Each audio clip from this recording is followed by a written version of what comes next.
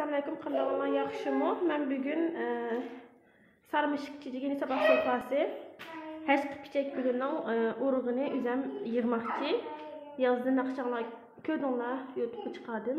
Çiçek açqan, pembe. Yani şaplı çiçeği pek çıraylı. Hazır ben urug'ini yığış üçün çıxdım. Bana bu köydünlərdəki lavanta çiçeği. Bunun kuruqunu mən pek yaxşı görməm. Yazlıqda mor yoki pembe gül açıdı. O pek onu qışkaga vaqt kesib, qurutib, uyning havosiga ətir holatda ishlasalam bo'ldi. Lavanta çiçeği salam bo'ldi. Buni men boshqa bir zamonda uni o'rtoqlashaman. Hozir men urug' yig'ish uchun chiqdim. Mana yazdım bu mening qo'yg'unim. Hozir men qurib onu yeni bir qaytadan chiqyapti. Men urug'ini yig'aman hozir. Buningda mana shunday holatda qari bir nimalar bor. Qurib balki baqqallar bo'lishi mumkin.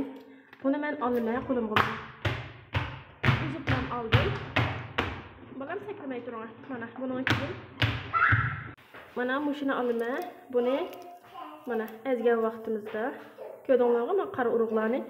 Men buni xaltamning ichiga mana shu urug'ini olib olaman. Bu qara cho'ng urug'larni olib olaman. Mana shu holatda bundan 5 tal 6 tal urug' chiqdi mana. Ko'rdinglar? Bunu ben tordan buyurtkan ilgili tordan buyurtkan vaqtimda bana 5 tal urug'ni men 20 nechalar olgandim. Hozir o'zim urug' to'plab boshqalarga hadiya qildim aytganda, endi men o'zim uchun qilyapman. Yana shunda qurg'anlar mana. Bu yerda nima bor ekan, shu yumaloqni uzib olaman. Mana. Cho'qim qurg'an bo'lish kerak. Mana buni bunday bir bassanlalam. Buni ichida mana urug'lar chiqishga boshlaydi. Mana bundan mu yana 5 tal urug' chiqdi. Mana buni men yana terisam, yana qayta tashlakka chiqaveradi. Andan keyin buni yiltiz o'zida bo'lganlik uchun buni yana qayta yozliqda yana qayta chiqadi. Buni men yana urug'larni yig'ib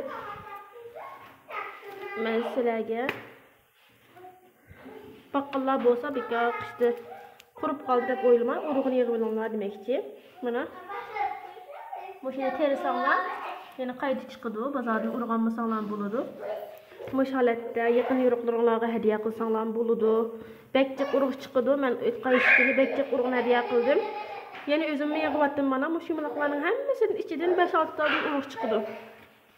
Mana bu holatda men azroqni yig'dim, yana qurg'onlari bor. Qurmag'onlarim bor, yana atlogilardan qayta chiqib to'pqavatga qilaman.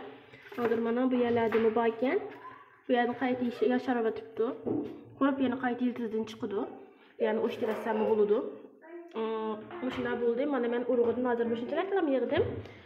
Bu bek avuydi, ya'ni 5 tane 6 tane bir tashlakka atrofga qilib qo'ysanglar bek chaqqan yo'naydi. Bu yana 3-4 tashlakmi bo'la oladi. Boshqalarga hadiya qilsanglar bo'ladi.